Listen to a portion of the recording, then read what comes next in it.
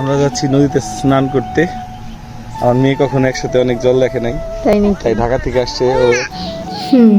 তার খুব শখ হয়েছে তার মেয়েকে সে পদ্মা নদীতে নিয়ে স্নান করাবে। তো মেয়েকে এভাবে একা ছেড়ে দিতে আমিও সাহস পাচ্ছিলাম না, তাই আমিও ওদের সাথে গিয়েছিলাম। আর দুপুরবেলা সেদিন এত গরম ছিল যার কারণে মেয়ের মাথায় গামছা দিয়ে ঢেকে নিয়ে যাচ্ছিলাম। আর রাস্তায় বের হওয়ার সাথে সাথেই রিক্সা চলে আসে আর আমরা রিক্সায় বসে যেতে থাকি। কি আর বলবো, আমার মেয়েটা জলের জন্য এত বেশি পাগল, জল নিয়ে খেলতে ও অনেক বেশি পছন্দ করে।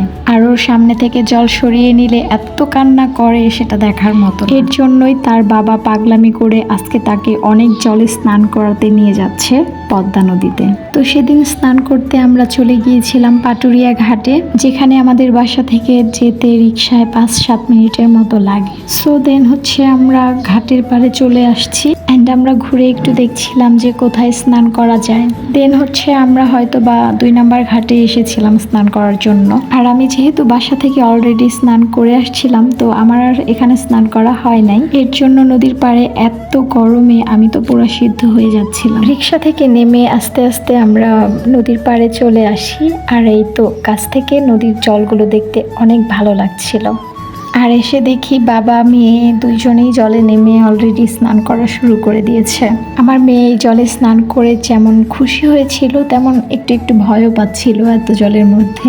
আমি আমার নিজেরও একটু ভিডিও নিয়েছিলাম, তো সেটা এখানে অ্যাড করে দিলাম।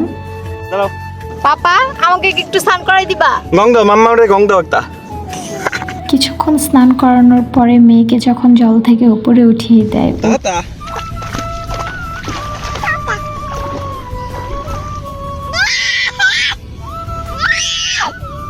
হাত বাড়াও দেখি। এভাবেই রেগে রেগে ওর বাবাকে বোঝাচ্ছিল যে ও আবার জলে নামবে। তো ওকে আবার জলে নামিয়ে দেয় আর ও নিজের মতো করে খেলা করতেছিল। আজকের ভিডিওটা এই পর্যন্তই। Tata, bye bye.